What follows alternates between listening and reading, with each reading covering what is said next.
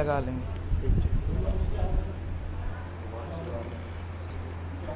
شکریہ بھائی. زیادہ تھوڑا دور کر دیے, زیادہ پاس نہ کریے.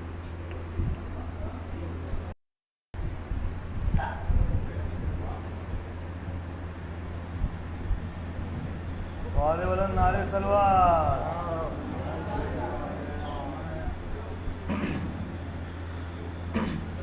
اعوذ باللہ من الشیطان الرجیم. بسم اللہ الرحمن الرحیم. والشمس وضحاها والقمر إذا تلاها والنهار إذا جلاها والليل إذا يغشاها والسماء وما بناها والأرض وما طحاها والنفس وما سواها فألهمها فجورها وتقواها قد أفلح من زكاها وقد خاب من دساها. كذب الثمود بطغواها إذ انبعث أشقاها فقال رسول الله ناقة الله وسقياها وكذبوه فأخروها فدمدم عليهم ربهم بذنبهم فسواها ولا يخاف عقباها. صدق اللہ العلی العظیم. صلوات.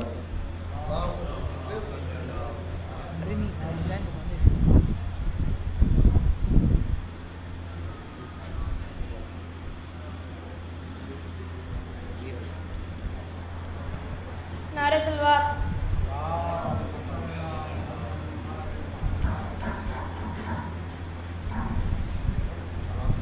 غم شبیر سے بڑھ کر کوئی بھی غم نہیں ہوتا. غم شبیر سے بڑھ کر کوئی بھی غم نہیں ہوتا. یہی وہ غم ہے دنیا میں کبھی جو کم نہیں ہوتا. ستم کی دھوپ تھی ایسی کہ دنیا آگ ہو جاتی.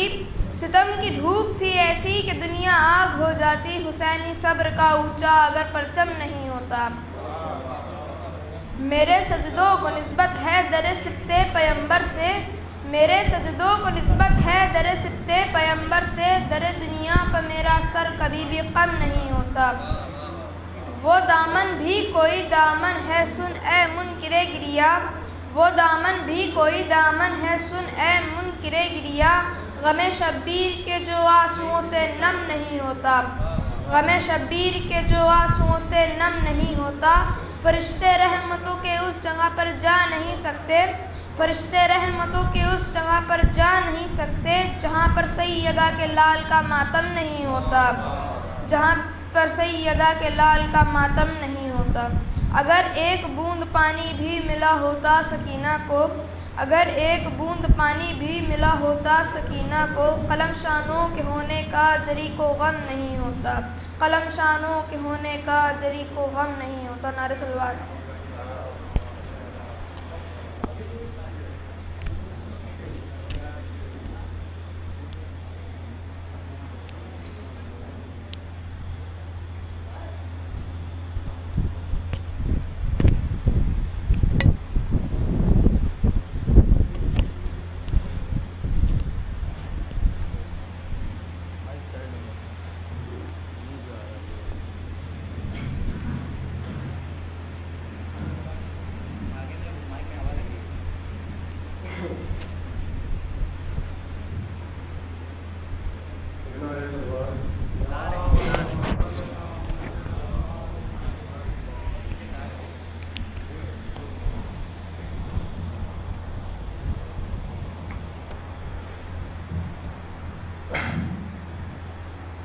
انا مظلوم حسین،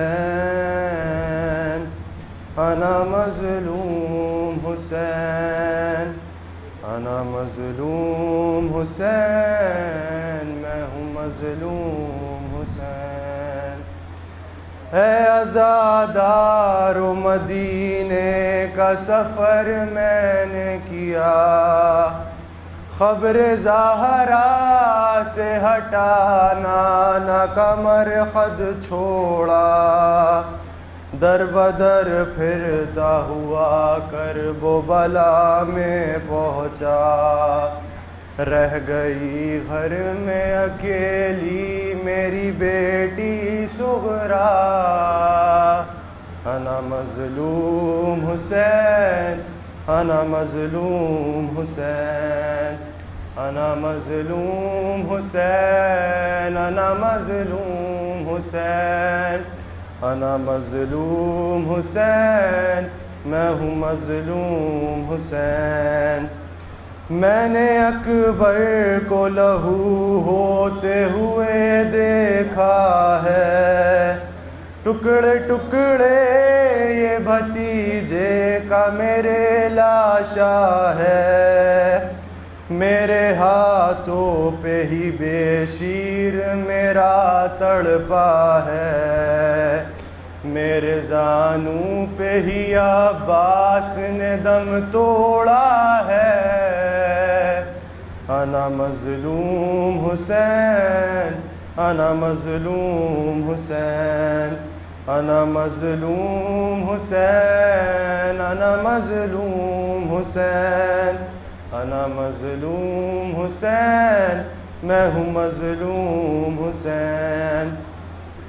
خاک اور خون میں ڈوبی میری تنہائی ہے، میں بھی پیاسا ہوں، سکینہ بھی میری پیاسی ہے، دیکھ کر میری مصیبت میری ماں روتی ہے، میں نے اکبر کے کلیجے سے سنا کھینچی ہے، انا مظلوم حسین، انا مظلوم حسین، انا مظلوم حسین، انا مظلوم حسین، انا مظلوم حسین، میں ہوں مظلوم حسین۔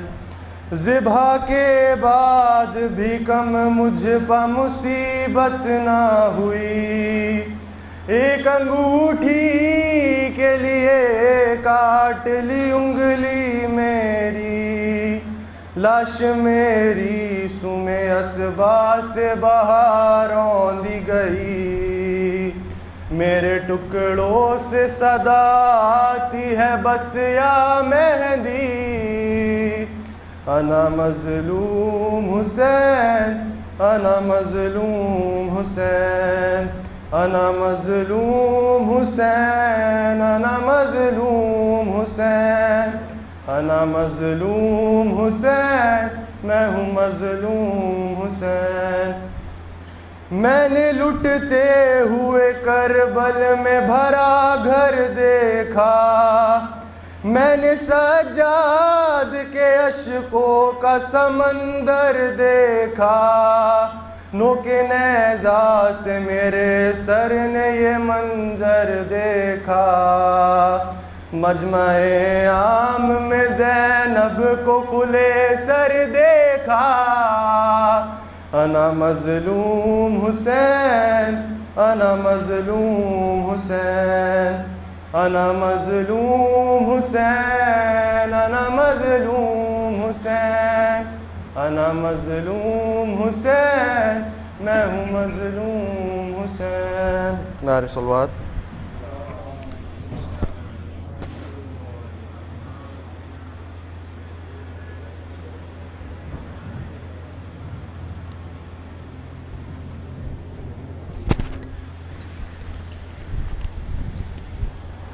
ایک نعرے صلوات ارشاد فرمائیں۔ 4 مصرے میں ادا فرمائیں۔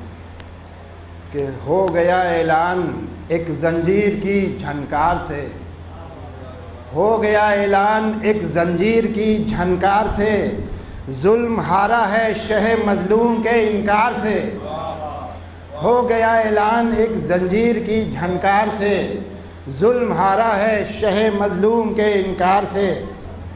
اور مسکرائے سید سجاد ایک مدت کے بعد، مسکرائے سید سجاد ایک مدت کے بعد، ہرملا مارا گیا جب سن لیا مختار سے، ہرملا مارا گیا جب سن لیا مختار سے۔ ایک نعرہ صلوات کیا سننا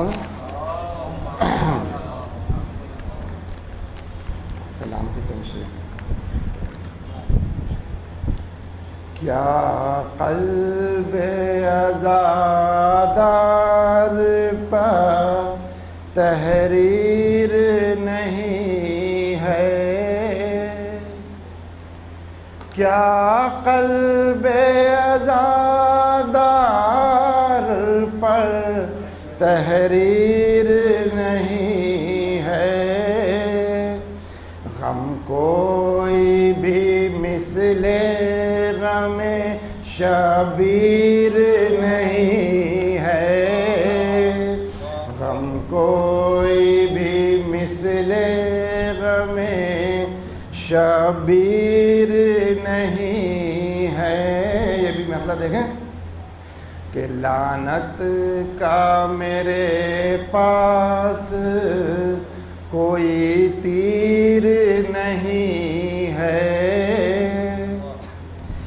لعنت کا میرے پاس کوئی تیر نہیں ہے، رخ جس کا سوئے قاتل بے شیر نہیں ہے، رخ جس کا سوئے قاتل بے شیر نہیں ہے، اور جلد چلا آئے گا شبیر کی جانب،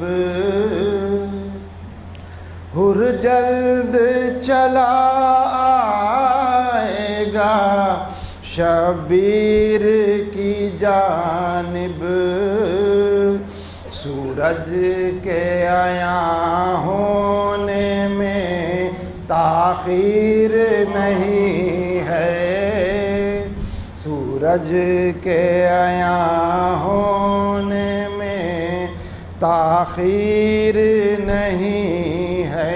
یہ بھی جنت سے فرمائے کہ عباس دلاور ہیں جو شبیر کے ہمراہ،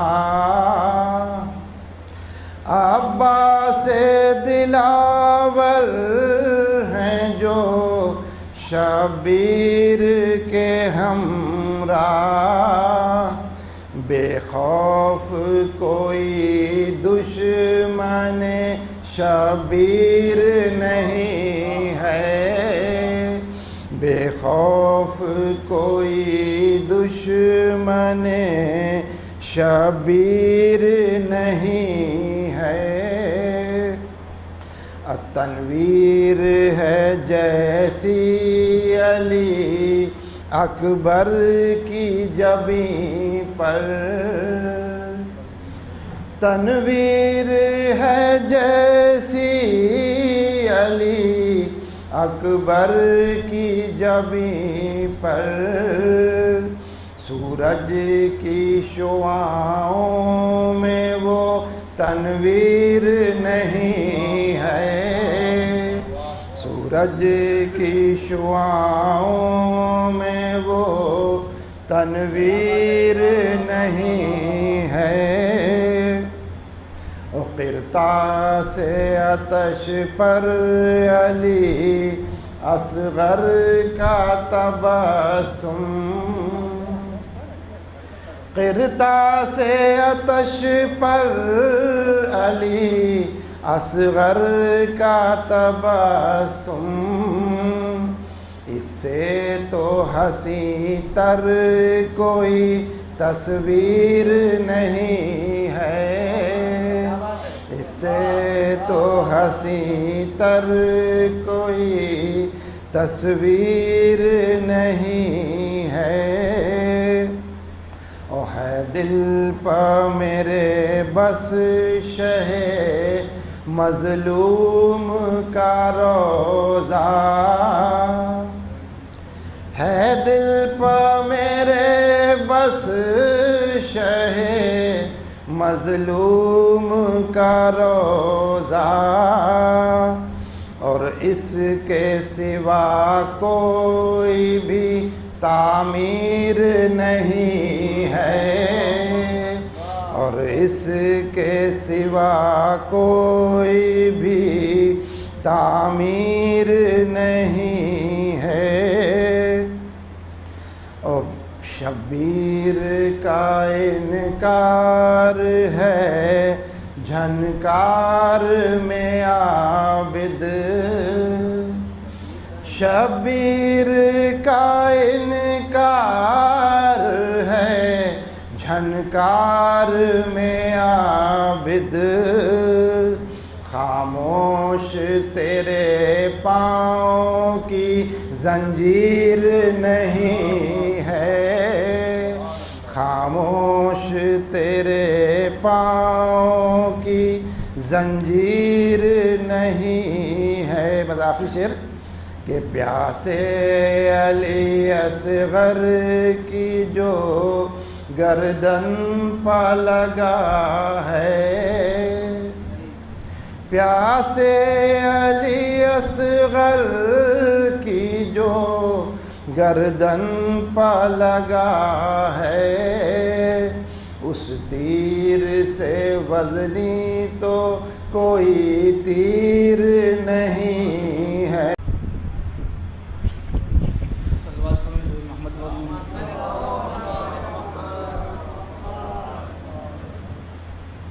ایک اور صلوات کریں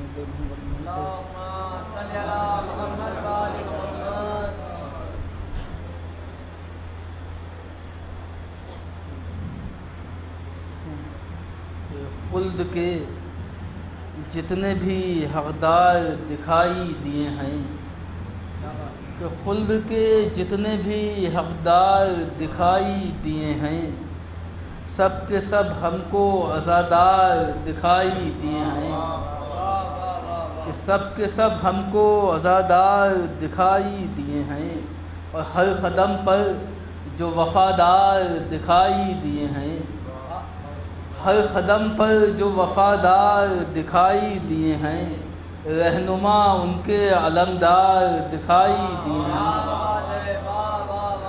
کہ رہنما ان کے علمدار دکھائی دیے ہیں، اور صبح عاشور چلے آئیں گے شہ کی جانب، کہ صبح عاشور چلے آئیں گے شہ کی جانب، یہ جو دو چار سمجھدار دکھائی دیے ہیں، کہ صبح عاشور چلے آئیں گے شہ کی جانب، یہ جو دو چار سمجھدار دکھائی دیے ہیں، یہ جو دو چار سمجھدار دکھائی دیے ہیں۔ ایک صلوات پڑھے محمد پر،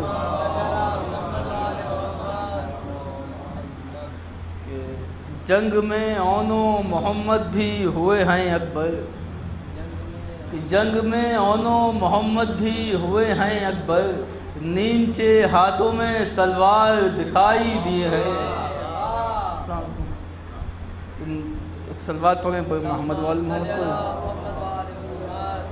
آخری دو شعر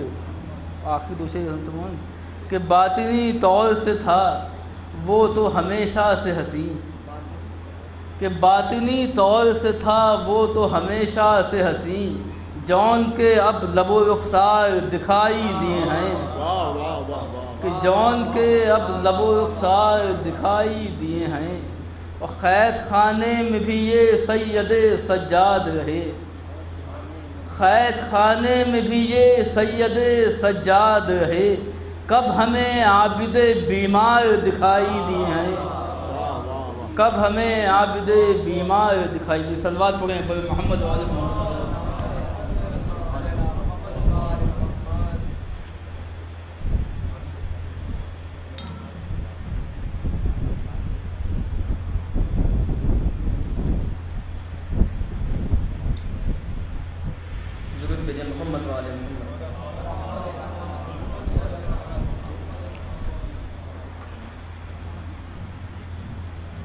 ایک مطلب اور ایک شعر ملاحظہ فرما لیں کہ عجیب لوگ ہیں کرب و بلا کے ہوتے ہوئے، عجیب لوگ ہیں کرب و بلا کے ہوتے ہوئے، گھٹن میں بیٹھے ہوئے ہیں ہوا کے ہوتے ہوئے۔ عجیب لوگ ہیں کرب و بلا کے ہوتے ہوئے، گھٹن میں بیٹھے ہوئے ہیں ہوا کے ہوتے ہوئے۔ نصیریوں کی یہی تو خطا ہے سب سے بڑی، نصیریوں کی یہی تو خطا ہے سب سے بڑی، خدا کو چھوڑے ہوئے ہیں خدا کے ہوتے ہوئے۔ نصیریوں کی یہی تو خطا ہے سب سے بڑی، خدا کو چھوڑے ہوئے ہیں خدا کے ہوتے ہوئے۔ ایک درود بھیجیں محمد والے محمد پر۔ ایک مطلب اور 2-3 شعر میں فرما لیں کہ میں نے ہر حال میں بس اس پا بھروسہ رکھا، میں نے ہر حال میں بس اس پا بھروسہ رکھا، اس لیے چہرے کو اس نے میرے چہرہ رکھا، اس لیے چہرے کو اس نے میرے چہرہ رکھا۔ موم کی طرح پگھلنے لگا لوہے کا بدن، موم کی طرح پگھلنے لگا لوہے کا بدن، سامنے نام فقط اس کے علی کا رکھا۔ موم کی طرح پگھلنے لگا لوہے کا بدن، سامنے نام فقط اس کے علی کا رکھا۔ شعر ملاحظہ فرمائیے گا کہ یہ الگ بات کہ دربار تھا ظالم کا مگر، یہ الگ بات کہ دربار تھا ظالم کا مگر، فیصلہ سید سجاد نے اپنا رکھا۔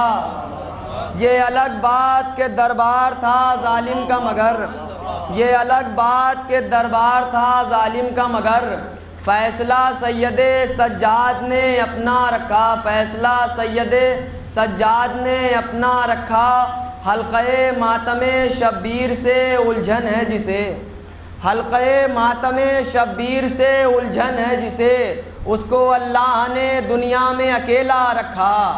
حلقۂ ماتم شبیر سے الجھن ہے جسے، اس کو اللہ نے دنیا میں اکیلا رکھا۔ بر محمد والے محمد صلوات۔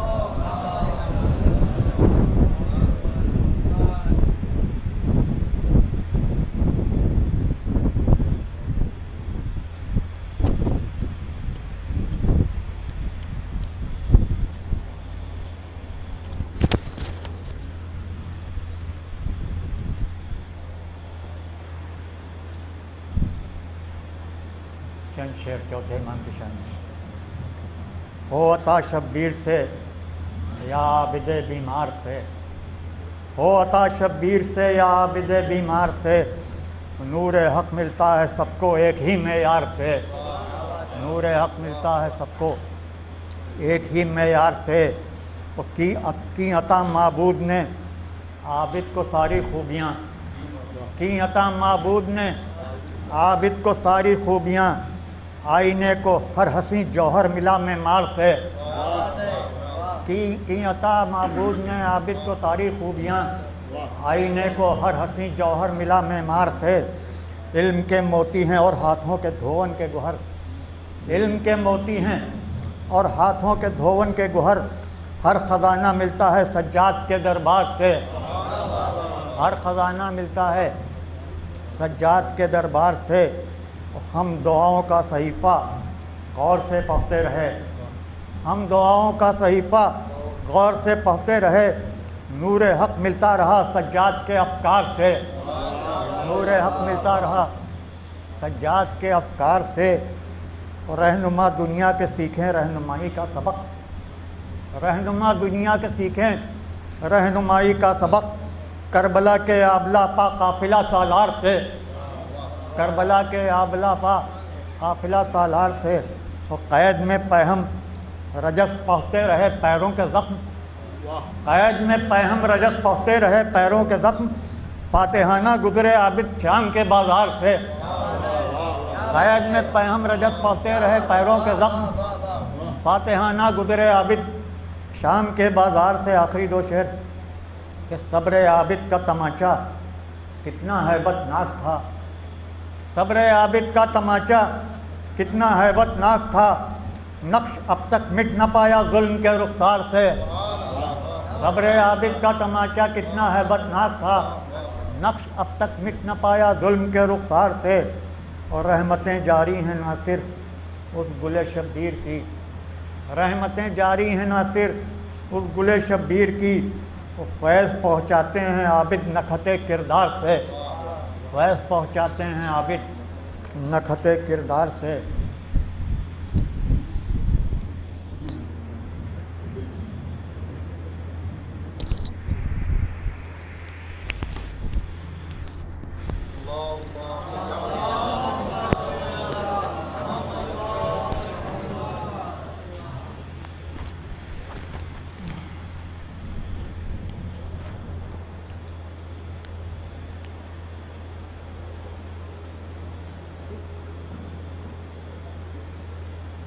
آپ حضرات تھوڑا تھوڑا آگے تشریف لے آئیں، آئیے جو پیچھے بیٹھے ہیں۔ فاتحہ۔ الحمدللہ رب العالمین الرحمن الرحیم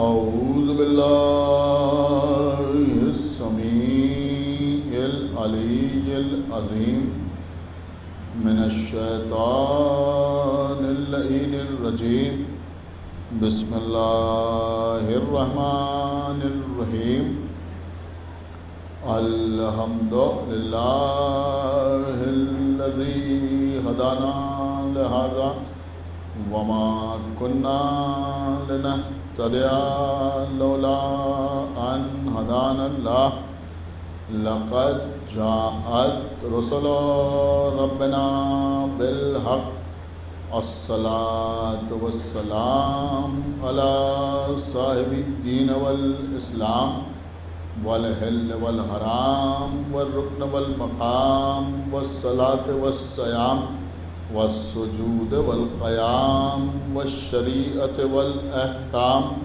والحجة والبرهان والمحبة والعرفان والحق والبيان والكتاب والقرآن، سيدنا ونبينا وشفيعنا ومولانا ومولى الثقلين جد الحسن والحسين ابی القاسم محمد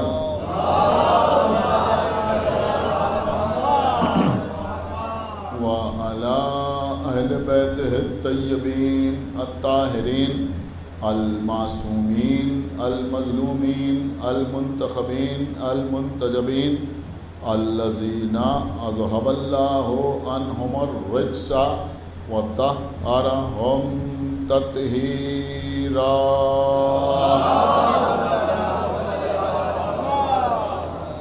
وَلَعْنَةُ اللَّهِ عَلَىٰ أَعْدَائِهِمْ وَقَتْلَتِهِمْ وَغَاصِبِي حُقُوقِهِمْ وَمُنْكِرِي فَضَائِلِهِمْ وَمَصَائِبِهِمْ أَجْمَعِينَ مِنَ الْآنِ إِلَىٰ يَوْمِ الدِّينِ، أَمَّا بَعْدُ فَقَدْ قَالَ اللَّهُ سبحانہ تبارک و تعالی فی کتابہ المجید وفرقانہ الحمید وقولہ الحق، بسم اللہ الرحمن الرحیم، انا نحن نزلنا الذکر وانا لہ لحافظون۔ صلوات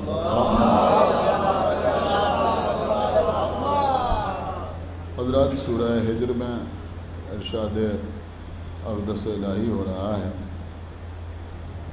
کہ ہم ہی ہیں اس ذکر کے نازل کرنے والے، اور ہم ہی ہیں اس کی حفاظت کرنے والے۔ عام طور پر مترجمین نے ذکر کا ترجمہ قرآن کیا ہے، تو اب اس آیت کا ترجمہ اس انداز سے ہوگا کہ ہم ہی ہیں اس قرآن کے نازل کرنے والے اور ہم ہی ہیں اس کی حفاظت کرنے والے۔ اس دنیا میں کوئی مسلمان ایسا نہ ہوگا جس کے گھر میں بنام دین، بنام مذہب کوئی کتاب ہو یا نہ ہو، لیکن قرآن کا ایک نسخہ ہر مسلمان کے گھر میں ضرور موجود رہتا ہے۔ لوگ قرآن سے اتنا تعلق تو ضرور رکھتے ہیں کہ اگر نیا گھر بناتے ہیں اور اس گھر میں منتقل ہوتے ہیں تو سارے اثاثے سے پہلے قرآن لے جا کر اس گھر میں رکھتے ہیں اور یہ سمجھتے ہیں کہ قرآن کا سب سے پہلے اس گھر میں پہنچنا اس گھر کی آبادی کے لیے، اس گھر کی خوشحالی کے لیے ضروری ہے۔ اگر کوئی دکان کھولتا ہے تو اس میں بھی قرآن لے جا کے رکھتا ہے۔ اگر کوئی بچہ بیمار ہو جائے تو اسے اوراق قرآن کی ہوا دی جاتی ہے کہ قرآن کے اوراق کی ہوا میں بھی شفا موجود ہے۔ صلوات پڑھیں پر محمد۔ اگر کوئی نوجوان سفر پہ جاتا ہے تو اگر گھر میں کوئی بزرگ ہوتا ہے تو وہ گھر کے دروازے پر قرآن لے کے کھڑا ہوتا ہے کہ سفر پہ جانے والا اس قرآن کے نیچے سے ہو کے گزر جائے، اس لیے کہ اگر قرآن کے نیچے سے ہو کے گزرے گا تو انشاءاللہ صحیح سلامت واپس آئے۔ قرآن مجید کے چھوٹے چھوٹے نسخے موم جامع کر کے بچوں کے گلے میں بطور تعویذ پہنائے جاتے ہیں کہ اس سے بچے ہر عرضی اور سماوی بلا سے محفوظ رہیں۔ ان میں کوئی عمل ایسا نہیں ہے جس پر تنقید کی جائے یا کوئی اعتراض وارد کیا جائے۔ یقیناً اگر ہمارے گھر میں قرآن ہوگا تو ہمارے گھر پر برکتیں نازل ہوں۔ اگر قرآن کے اوراق کی ہوا دی جائے گی تو وہ مریض کے لیے شفا کا سبب بنے گی۔ ایک صلوات پڑھیں۔ اگر کوئی مسافر قرآن کے نیچے سے گزر کے جائے گا تو ضرور صحیح سلامت واپس آئے گا۔ اگر بچے کے گلے میں موم جامع کر کے قرآن پہنایا جائے گا تو یہ قرآن اس بچے کو عرضی و سماوی بلا سے محفوظ رکھے گا، اس میں کوئی دو رائے نہیں۔ لیکن پیغمبر اسلام کی ایک حدیث ہے کہ جس میں پیغمبر نے ارشاد فرمایا کہ قرآن کا گھر میں رکھنا باعث برکت ہے، لیکن قرآن کا گھر میں رکھنا لیکن اس کی تلاوت نہ کرنا یہ فعل مکروہ ہے۔ صلوات پڑھیں پر محمد۔ اور توجہ آپ حضرات کی چاہتا ہوں، یعنی اگر گھر میں قرآن ہے اور اس کی تلاوت نہیں ہو رہی ہے تو آپ یوں سمجھیں کہ بہرحال برکت سے تو انکار نہیں کیا جا سکتا، لیکن کراہت ہی کراہت ہے۔ صلوات پڑھیں پر محمد۔ تو قرآن کی تلاوت نہایت ضروری ہے۔ قرآن سے تمسک کے لیے کم سے کم امام معصوم نے ارشاد فرمایا کہ ہمارے شیعوں کے لیے، ہمارے چاہنے والوں کے لیے، ہم سے محبت کرنے والوں کے لیے یہ لازم ہے کہ وہ روزانہ قرآن کی کم سے کم 50 آیتوں کی تلاوت کرے، یعنی روزانہ کم سے کم 50 آیتوں کی تلاوت کرے۔ اور قرآن مجید کی تلاوت کے جو آداب ہیں آپ ان سے اچھی طرح واقف ہیں، لیکن ایک خاص بات ابھی اس سے پہلے کی مجلس میں بھی میں عرض کر رہا تھا اور یہاں بھی عرض کرنا نہایت ضروری ہے، اس لیے کہ جو کچھ سماج میں ہم دیکھتے ہیں، مشاہدہ کرتے ہیں، اگر اس پر منبر سے گفتگو نہ ہوگی تو پھر کہاں ہو؟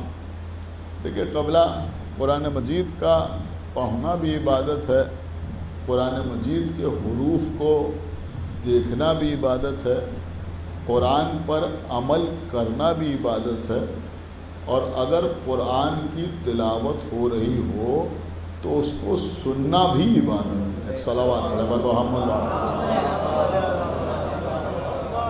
اور یہ بات بچوں کو بتانا نہایت ضروری ہے، جو بزرگ ہیں وہ ماشاءاللہ اس طرف متوجہ رہتے ہیں کہ قرآن مجید کی تلاوت کے آداب یہ ہیں۔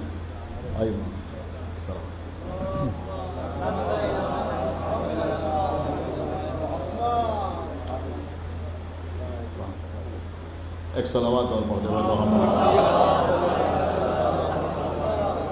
کہ اگر قرآن مجید کی تلاوت ہو رہی ہے تو ہم خاموش بیٹھ کے قرآن کو سنیں، آپس میں گفتگو نہ کریں۔ یہ مجالس میں قرآن مجید کی تلاوت مجمع بلانے کے لیے نہیں، آپ میری بات سمجھیں، یہ میں عرض کر رہا ہوں، مقصد یہ نہیں ہے کہ اگر قرآن کی تلاوت ہو رہی ہے تو اس لیے تلاوت ہو رہی ہے کہ ابھی تلاوت شروع ہو گئی ہے تو لوگ آواز سنیں تو مجلس میں آ جائیں، تو فقط مجمع بلانے کے لیے قرآن کی تلاوت مناسب نہیں۔ اور اگر قرآن کی تلاوت ہو رہی ہو تو آپس میں گفتگو کرنا تو بالکل ہی مناسب نہیں ہے۔ یہاں ماشاءاللہ علماء بیٹھے ہیں، آپ ان سے دریافت کر سکتے ہیں، خاموش رہ کر قرآن کو سننا ضروری ہے۔ اور میں سمجھتا ہوں کہ یہ چھوٹی سی بات ہے، اگر آپ تھوڑی سی توجہ کریں تو خود ہی آپ کی سمجھ میں آ جائے گا کہ جب آپ کسی کے پیچھے نماز پڑھتے ہیں تو اگر امام جماعت سورہ حمد کی تلاوت کر رہا ہے یا سورہ کوثر پڑھ رہا ہے یا سورہ قدر پڑھ رہا ہے یا سورہ توحید پڑھ رہا ہے، بآواز بلند پڑھ رہا ہے، تو آپ پیچھے کھڑے ہوئے ہیں تو آپ اس کو چپ کے دہراتے نہیں ہیں بلکہ خاموشی سے سنتے ہیں۔ کیوں سنتے ہیں؟ کس لیے سنتے ہیں؟ اگر کوئی یہ کہے کہ اس لیے سن رہے ہیں کہ وہ پڑھ رہے ہیں تو ہم سن رہے ہیں، تو جب وہی امام جماعت ذکر سجدہ کرتا ہے تو آپ دہراتے ہیں یا نہیں دہراتے؟ جب وہ قنوت پڑھتا ہے تو آپ آہستہ آہستہ قنوت پڑھتے ہیں یا نہیں پڑھتے؟ جب وہ تشہد پڑھتا ہے تو آپ آہستہ آہستہ پڑھتے ہیں یا نہیں پڑھتے؟ لیکن جب سوروں کی تلاوت کرتا ہے تو آپ خاموش رہ کے سنتے ہیں۔ کیوں سنتے ہیں؟ صرف اسی لیے سنتے ہیں کہ اگر قرآن پڑھا جا رہا ہو تو آپ خاموش رہ کر قرآن سنیں۔ صلوات پڑھیں محمد۔ ماشاءاللہ علماء بیٹھے ہوئے ہیں، ذاکرین بیٹھے ہوئے ہیں، شعراء بیٹھے ہوئے ہیں۔ ہماری محافل میں بھی اکثر دیکھنے کو ملتا ہے کہ قرآن مجید کی تلاوت ہو رہی ہے اور اسٹیج پر پیچھے جو VIP بیٹھے ہوئے ہیں وہ محو گفتگو ہیں، اور ان کو دیکھ کر لوگ بھی سمجھتے ہیں کہ شاید خاموش رہنا مناسب نہیں ہے۔ میں علماء کی موجودگی میں ہاتھ جوڑ کے آپ کی خدمت میں عرض کر رہا ہوں کہ کوئی بھی یہ کام کر رہا ہو اور کسی بھی لباس میں ہو، لیکن یہ بات آپ اپنے ذہن میں رکھیں کہ اللہ نے حجت معصومین کو بنایا ہے، کسی اور کو نہیں بنایا۔ ایک صلوات پڑھیں محمد وآلہ۔ کسی اور کا عمل جو ہے، میری بات سمجھا، ایک صلوات اور پڑھ دے محمد۔ حجت جو ہے معصوم ہے، کسی اور کا عمل حجت نہیں ہے۔ میں کیا کر رہا ہوں، یہ ہمارے چھوٹے بھائی ہیں، دیگر بزرگ حضرات یہاں تشریف فرما ہیں، تو میں آپ کی خدمت میں عرض کروں، یہ ہوں، ہم ہوں، وہ ہوں، یا کوئی بڑا عالم، کوئی بھی ہو، کسی کا عمل جو ہے اس کو اللہ نے حجت قرار نہیں دیا ہے۔ حجت جو قرار دیا ہے وہ معصومین کے عمل کو قرار دیا ہے۔ یہ بات عرض کرنا میں سمجھتا ہوں نہایت ضروری تھا، لہذا میں نے آپ کی خدمت میں یہ بات عرض کر دی۔ تو بہرحال یہ ہے تلاوت قرآن، لیکن تلاوت قرآن کے ساتھ بھی دیکھیں، میں آپ کو کہیں لے جانا چاہتا ہوں اس وقت، تلاوت قرآن کے ساتھ بھی یہ مسئلہ ہے کہ آپ بیٹھے ہوئے تلاوت قرآن کر رہے ہیں اور کہیں سے آواز اذان آنے لگے، اذان کی آواز آنے لگے، تو اب کیا ہے کہ آپ قرآن مجید کی تلاوت کو روک دیں، اس لیے کہ اذان کی آواز آ رہی ہے۔ اب آپ سمجھیں کہ اذان کا احترام اتنا زیادہ ہے کہ اگر آپ قرآن بھی پڑھ رہے ہیں تو آپ قرآن کی تلاوت روک دیں، ٹھہر جائیں اور اذان کے جملوں کو دہرائیں۔ بہت توجہ آپ حضرات کی، اذان کے جملوں کو دہرائیں۔ یہ کیا ہے کہ یہ احترام اذان ہے کہ اگر اذان ہو رہی ہے تو آپ قرآن بھی نہ پڑھیں۔ میں کچھ عرض کر رہا ہوں، آپ قرآن بھی نہ پڑھیں۔ چہ جائے کہ اپنی آپس کی باتیں کہ ہم آپس میں گفتگو کر رہے ہیں، اس ٹاپک پہ بات کر رہے ہیں یا اس ٹاپک پہ بات کر رہے ہیں، اقتصادیات پہ بات کر رہے ہیں یا سماجیات پہ بات کر رہے ہیں یا سیاست پہ بات کر رہے ہیں، تو ہر گفتگو کو روک دیا جائے اس لیے کہ اذان ہو رہی ہے۔ انتہا یہ ہے کہ قرآن پڑھنا ہے تو قرآن کی تلاوت روک دی جائے اس لیے کہ اذان ہو رہی ہے۔ اب میں آپ حضرات سے ایک بات پوچھنا چاہتا ہوں، دیکھیں بالکل دوسرا رخ میں آپ کی خدمت پہ پیش کر رہا ہوں کہ ہم کو حکم یہ ہے کہ اگر قرآن بھی پڑھ رہے ہو اور اذان ہونے لگے تو خاموش رہو، لیکن دربار یزید میں امام زین العابدین علیہ الصلوۃ والسلام ہوتی ہوئی اذان کے بیچ میں بولے یا نہیں بولے؟ ایک صلوات پڑھے بر محمد والے، بولے یا نہیں؟ ایک صلوات اور پڑھنے بر محمد والے، ٹھیک ہے، یہ رخ بھی ہے۔ آپ مجھے بتائیے کہ بولے یا نہیں بولے؟ لوگ کہتے ہیں خاموش ہو گئے، کیوں خاموش ہوئے؟ ہم آپ سے پوچھ رہے ہیں بیچ میں بولے تو کیوں بولے؟ ایک صلوات اور پڑھے بر محمد والے۔ مسئلہ ہے یا نہیں ہے؟ بھائی آپ کو جو حکم ہے وہ کیا حکم ہے کہ آپ خاموش ہو جائیے، تو کب تک خاموش رہیے؟ کہ جب تک اذان مکمل نہ ہو جائے تب تک آپ خاموش رہیے۔ لیکن امام زین العابدین علیہ السلام جیسے ہی اس نے اشہدو ان محمد رسول اللہ کہا، ویسے ہی آپ کے چوتھے امام بولے یا نہیں بولے؟ ہم آپ سے پوچھ رہے ہیں کہ کیوں بولے، کس لیے بولے؟ بڑی توجہ آپ حضرات کی چاہتا ہوں۔ دیکھیں میں آپ کی خدمت میں اس لیے عرض کر رہا ہوں کہ اتنی باتیں میں نے اس لیے عرض کر دی کہ احترام اذان اپنی جگہ پہ ہے، انتہا یہ ہے کہ قرآن پڑھ رہے ہو تو خاموش ہو جاؤ۔ لیکن میں صرف اتنا عرض کرتا ہوں کہ اس کے لیے دلیل کے طور پر امام زین العابدین کے اس واقعے کو پیش نہ کیجیے جہاں وہ مسئلہ نہیں۔ میری بات سمجھیں جو میں عرض کر رہا ہوں، یہ امام جو دربار یزید میں خاموش ہوئے تھے وہ اسے اذان سمجھ کے خاموش نہیں ہوئے تھے، اس لیے کہ اگر احترام اذان میں خاموش رہتے تو پھر پوری اذان میں خاموش رہتے، آخر تک خاموش رہتے۔ یہ امام بیچ میں بولے کیوں؟ قابل غور بات ہے یا نہیں ہے؟ دیکھیں سب سے پہلی بات پڑھے لکھے حضرات کے درمیان عرض کر رہا ہوں، سب سے پہلی بات تو یہ ہے کہ اسے اذان کہنا اذان کی توہین ہے۔ یعنی آپ نے نہیں غور کیا بھائی، ایک صلوات پڑھے بر محمد وآل محمد۔ یعنی دربار یزید میں جو ہو رہا تھا اسے اذان کہنا، میں سمجھتا ہوں، آپ مجھے بتائیے میں غلط کہہ رہا ہوں تو مجھے ٹوک دیجیے، اسے اذان کہنا خود اذان کی توہین ہے۔ دیکھیں بھیا سب سے پہلی بات یہ ہے کہ جو اذان دی جاتی ہے وہ قربتاً الی اللہ دی جاتی ہے، اللہ کی قربت حاصل کرنے کے لیے دی جاتی ہے، اللہ کو خوش کرنے کے لیے دی جاتی ہے۔ تو بھیا جو اللہ کو خوش کرنے کے لیے عمل کیا جائے اسے اذان کہتے ہیں، جو یزید کی خوشنودی کے لیے کیا جائے۔ ایک صلوات پڑھا بر محمد وآل محمد۔ آپ مجھے بتائیں اسے اذان کہا جا سکتا؟ بھائی اگر کوئی کہے تو کہے، لیکن میں ہمیشہ جب بھی یہ واقعہ بیان کرتا ہوں تو میں یہی پڑھتا ہوں کہ امام زین العابدین خطبہ دے رہے تھے اور یزید نے حکم دیا اور بیچ میں کچھ لوگوں نے چلانا شروع کر دیا۔ اس سے زیادہ کوئی اور حیثیت اس کی نہیں ہے، اس لیے کہ اسے اذان کہا ہی نہیں جا سکتا۔ بھائی وہ تو اذان کا مقصد کیا تھا؟ یہاں جو اذان دی جاتی ہے وہ کس لیے دی جاتی ہے؟ کہ اذان اس لیے دی جاتی ہے کہ لوگ مسجد میں نماز پڑھنے کے لیے آ جائیں۔ مقصد یہی تو ہے نا اذان دینے کا، کہ لوگ مسجد میں نماز پڑھنے کے لیے آئیں، اور وہاں اس کا مقصد کیا ہے کہ امام زین العابدین کے خطبے کو روکا جائے۔ یہی مقصد تو ہے نا، نہیں غور کر رہے ہیں آپ؟ بھائی بہت سمجھدار مجمع ہے، قسم خدا کی تابوت سامنے مولا کی عطا ہے جو میں آپ کی خدمت میں عرض کر رہا ہوں کہ یزید کیوں کہہ رہا ہے کہ تم اذان دو؟ مطلب یہ ہے کہ امام کے خطبے کو روکا جائے، امام کے کلام کو قطع کیا جائے۔ جی چاہے تو بولیے گا، جی چاہے تو خاموش رہیے گا۔ ارے بھیا اس وقت لوگوں کے چیخنے کی حیثیت وہی جو ہے جو ہرملا کے تیر چلانے کی۔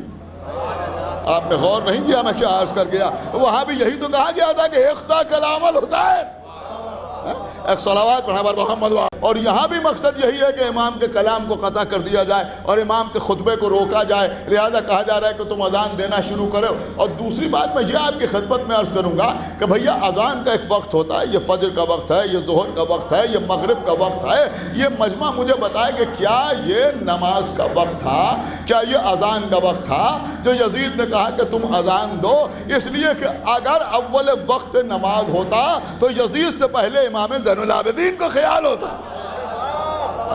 ایک صلوات پڑھے بر محمد وآل محمد۔ یزید سے پہلے خود امام زین العابدین علیہ الصلوۃ والسلام کو خیال ہوتا اور امام فرماتے کہ بھئی یہ نماز کا وقت ہے۔ اس کا مطلب یہ ہوا کہ ایک تو وقت نماز ہی نہ تھا، دوسرا یزید کو خوش کرنے کے لیے۔ اب یہ سوال کہ امام شروع میں خاموش کیوں ہوئے، اس کا بھی دیکھیے ایک سبب ہے۔ امام کیوں خاموش ہوئے؟ میں عرض کروں، امام خاموش نہیں ہوئے، بلکہ امام اس لیے تھوڑی دیر کے لیے توقف فرماتے ہیں کہ یزید ہی کے دربار میں اسی کے لوگ آقا حسین کی کامیابی کا اعلان کر دیں۔ دیکھیے شاید آپ بالکل توجہ نہیں کر رہے، میں کیا عرض کر رہا ہوں، اسی کے افراد آقا حسین کی کامیابی کا اعلان کر دیں۔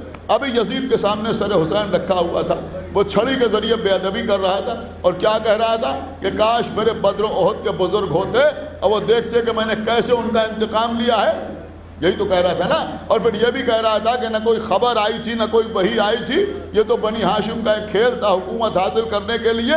اس کا مطلب یہ ہوا کہ وحی سے انکار تھا، خبر سے انکار تھا۔ اب آپ مجھے بتائیں کہ جب خبر ہی نہیں، جب وحی نہیں، تو پھر نبی کیسا ہے، پھر رسول کیسا؟ اس کا مطلب یہ ہوا کہ وہ انکار نبوت کر رہا تھا، انکار رسالت کر رہا تھا۔ امام خاموش اس لیے ہوئے کہ بھئی ابھی یہ کہہ رہا تھا کہ نہ کوئی خبر آئی تھی نہ کوئی وحی آئی تھی، ابھی اسی کے دربار میں لوگ چیخ کے کہیں کہ اشہد ان محمد رسول اللہ، اسی کے دربار میں لوگ چیخ کے کہیں کہ ہم گواہی دیتے ہیں اشہد ان محمد رسول اللہ، کہ محمد اللہ کے رسول ہے۔ اسی کا نام کامیابی ہے کہ دیکھو ابھی تیرے ہی دربار میں لوگ محمد کی رسالت کی گواہی دے رہے ہیں۔ اور جب اشہد ان محمد رسول اللہ کہا گیا تو پھر مڑے یزید کی طرف اور مڑ کے کہا کہ یہ بتا کہ یہ تیرے جد کا نام ہے یا میرے جد کا نام؟ ظاہر سی بات ہے کہ بہت دیر آپ کو زحمت نہیں دینا ہے، مصائب کے سلسلے کی مجلس ہوتی ہے، خدا آپ کو سلامت رکھے۔ کہ یہ تیرے جد کا نام ہے یا میرے جد کا نام ہے؟ اگر تو یہ کہے کہ تیرے جد کا نام ہے تو تو جھوٹا، اور اگر یہ کہے کہ میرے جد کا نام ہے تو یہ بتا کہ جس کے جد کا نام اذانوں میں لیا جائے اس کے اوپر یہ ظلم کیا جائے، اس کے اوپر یہ ظلم کیا جائے۔ بظاہر ایسا لگتا ہے کہ امام نے یہ 2 جملے ارشاد فرمائے، نہیں خالی 2 جملے نہیں ارشاد فرمائے، بلکہ امام نے یزید کو اس طرح سے گرفتار کیا، یعنی خود جس کے ہاتھوں میں ہتھکڑیاں ہیں، جس کے پیروں میں بیڑیاں ہیں، جس کے گلے میں طوق خاردار ہے، جس کے کمر میں لنگر ہے، اس نے یزید کو اس طرح سے گرفتار کیا۔ کیسے گرفتار کیا میں بھی آپ کی خدمت میں عرض کر رہا ہوں کہ اگر تو یہ کہے کہ میرے جد تو تو جھوٹا، اگر یزید کہے کہ رسول اللہ اس کے جد تھے تو وہ جھوٹا، اور اگر یہ کہے کہ میرے جد تھے یعنی امام زین العابدین کے، تو وہ ظالم قرار پائے۔ یعنی جو بھی جواب یزید دے، آپ غور ہی نہیں کر رہے، یہ تو جھوٹا قرار پائے، یہ ظالم قرار پائے۔ اور اللہ نے قرآن میں جھوٹوں پر بھی لعنت کی ہے اور ظالم پر بھی لعنت کی ہے۔ اس کا مطلب یہ ہوا کہ جس کو یزید کے سپاہی زنجیروں میں جکڑ کے لائے تھے، اس نے سر دربار یزید کے گلے میں ایسا طوق لعنت ڈالا کہ آج تک یزید کے چاہنے والے نکال نہ سکے۔ ایک صلوات پڑھیں بار محمد و آل محمد۔ ساری کوشش اس بات پر ہوتی ہے کہ یزید کو لعنت سے بچا لیا جائے۔ طرح طرح کے ہیلے ہیں، طرح طرح کے بہانے ہیں کہ صاحب پتہ نہیں ہلتا اللہ کی مرضی کے بغیر۔ تو کربلا کے میدان میں جو کچھ ہوا وہ اللہ کی مرضی سے ہوا، تو اس پہ یزید کیا کرے، لہذا اس پہ لعنت نہیں کرنا چاہیے۔ ہم تو صرف ایک ہی جملہ کہیں گے، ارے بھیا جب اللہ کی مرضی کے بغیر پتہ نہیں ہلتا تو پھر ہم سے بھی کہے کی شکایت کہ تم یزید پر لعنت کیوں کر رہے ہو؟ اس لیے کہ جب اللہ کی مرضی کے بغیر پتہ نہیں ہلتا تو ہماری زبان کیسے ہل رہی ہے؟ تو یہ بھی جو کچھ ہو رہا ہے وہ اللہ کی مرضی ہی سے ہو رہا ہے۔ اور پھر دوسری بات کیا ہے، کسی بزرگ عالم نے بڑی خوبصورت سی بات کہی کہ بھائی اگر ہمیں ہلکا سا شک بھی ہو جائے، حالانکہ یقین کا تو کوئی سوال ہی نہیں، لیکن اگر شک بھی ہو جائے، شبہ بھی ہو جائے کہ اللہ روز قیامت یزید کو بخش سکتا ہے، دیکھیں یہ بھی بڑی وبا چلی ہے کہ اللہ کی قدرت بیان کرنے کے لیے یہ کہہ دیا جائے کہ اللہ جو چاہے وہ کر سکتا ہے، اور اس میں یہ کہا جائے کہ اگر وہ چاہے تو یزید کو جنت میں بھیج سکتا ہے۔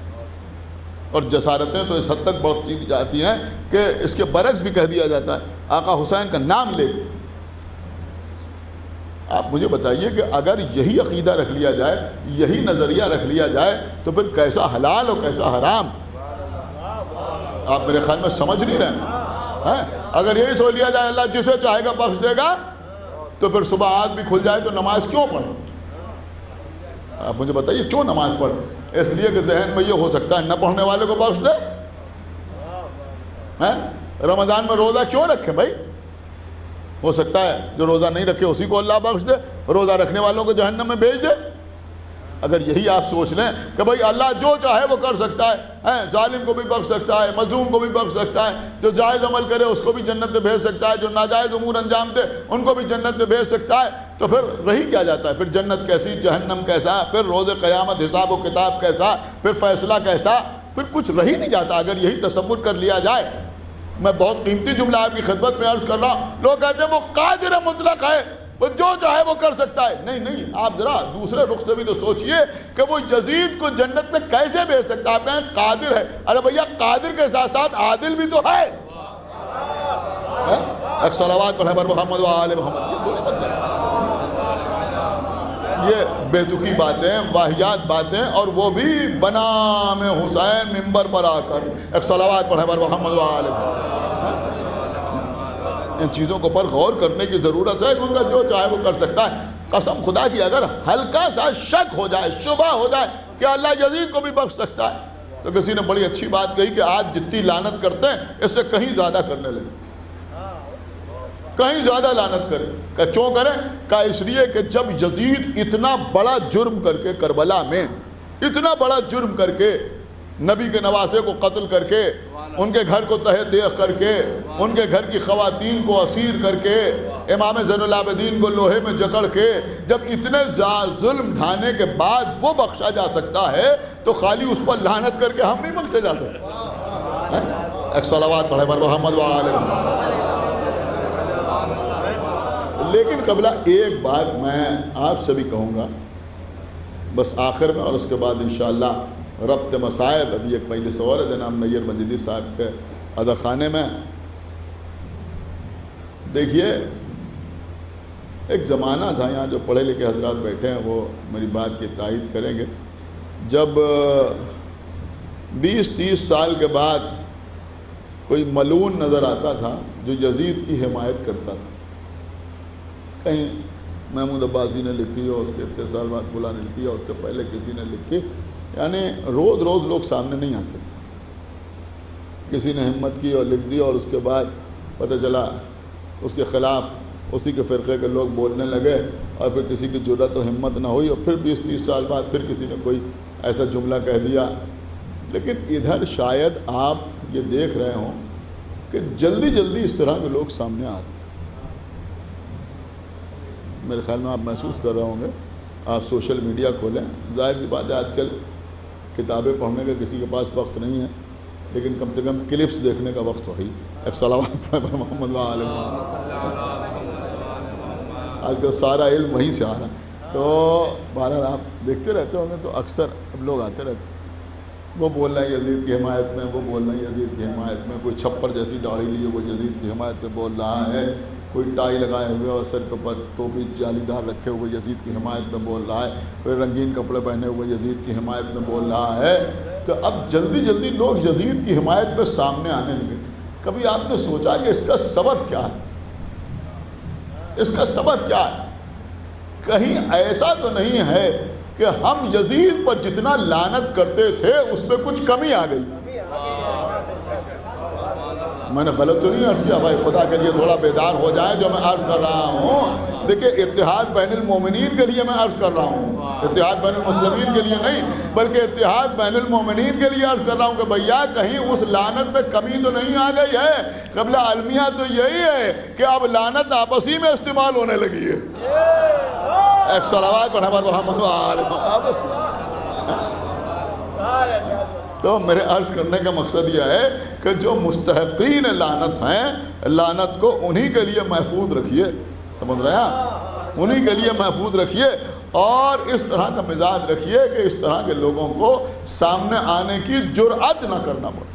یہ امام زین العابدین علیہ الصلوۃ والسلام ہے, بھرا ہوا دربار ہے, بھرا ہوا دربار. اور وہاں امام خطبہ دے رہے ہیں اور وہاں اس طرح کی گفتگو کر رہے ہیں. بس عزیزوں، آج شب شہادت ہے امام زین العابدین علیہ الصلوۃ والسلام کی. بڑی قدیمی مجلس ہے، بڑا مقبول تابوت ہے. ایک